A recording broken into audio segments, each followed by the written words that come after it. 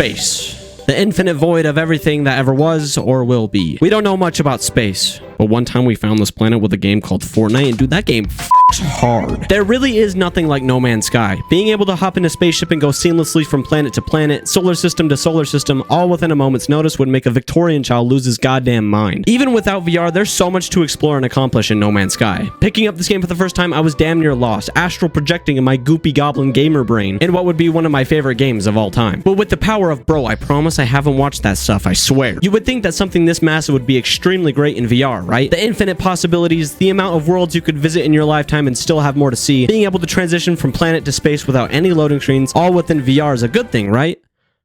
But of course...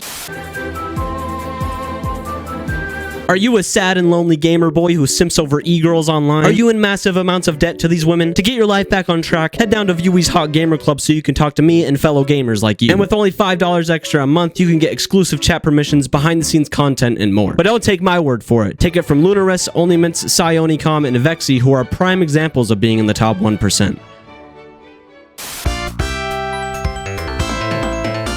If you've never played No Man's Sky, what the f*** are you doing here? Go play it.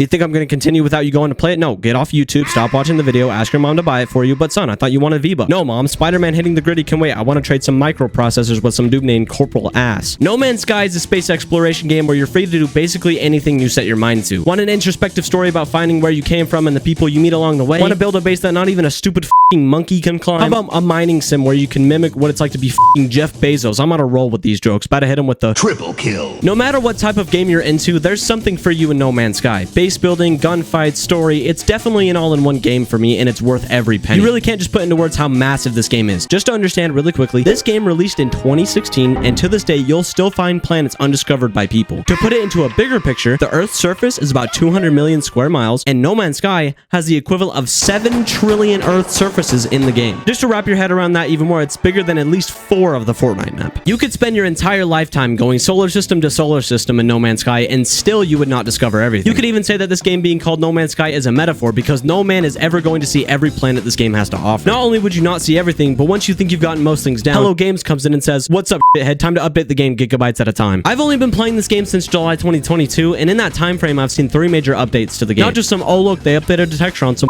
rock, can't wait to start a whole new save file over this, but updates the size of the entire game being added in every couple of months. There's been entirely new gameplay mechanics added, new building customizations added, and they've even managed to get this game working on Switch, which don't ask me how they fucking managed to put Infinity onto this piece of burnt bread. It's basically witchcraft at this point. Hell, they even updated the game very recently, so let's just check out the patch notes real quick and to prove my point. All right, some Steam Deck stuff and wait, what? VR overhaul. VR overhaul?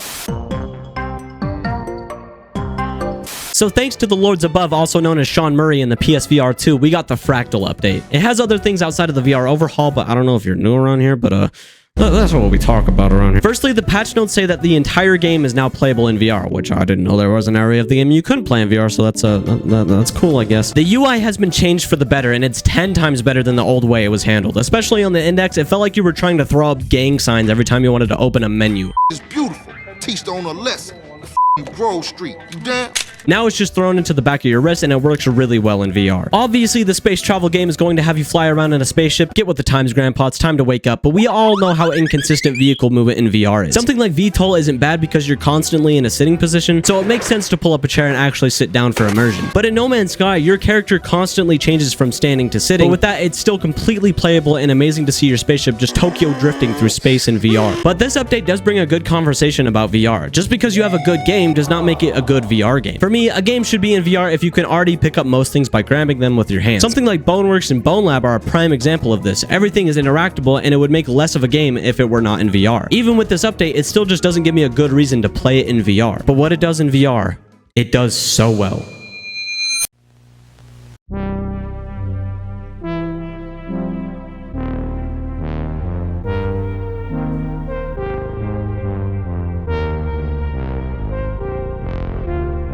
Even though I can't pick up items or do what normal VR games let you do, it's No Man's Sky in VR. This game is one of the most beautiful games you'll ever play, even if you aren't in VR. So to pick up a VR headset and explore the vast nothingness of this game is mind-blowing. So again, the most conflicting VR game. It's beautiful in what it accomplishes, but could definitely be improved. I mean, hey, at least they're giving us actual improvement updates instead of letting the modders do all the work. To be honest, I don't really have any improvements for this game. Even in VR, I believe it to be a nearly perfect title for you to pick up. My only thing is that I would love to see full index support with finger tracking. It still trips me out to see my fingers move in Bone Lab, and I can only imagine feeling that when I look on the other side of a toaster strudel. Quite a lot of planning went into this.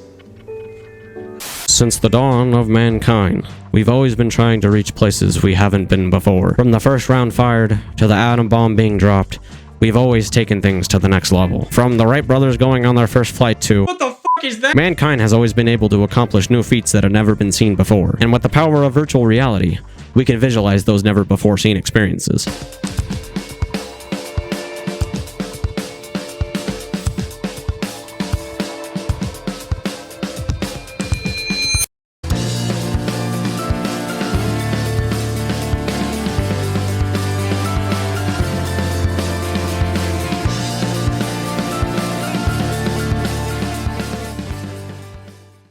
But even after you've experienced it all, nothing compares to the feeling of being at home.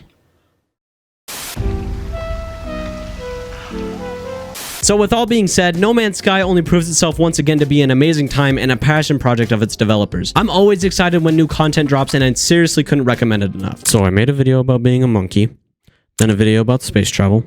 What's next? I talk about being a pilgrim. Oh, do you have some food I can borrow?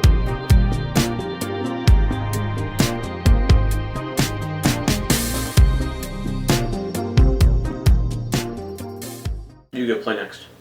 I want us to decide what we're doing for dinner. I will help you decide if you play.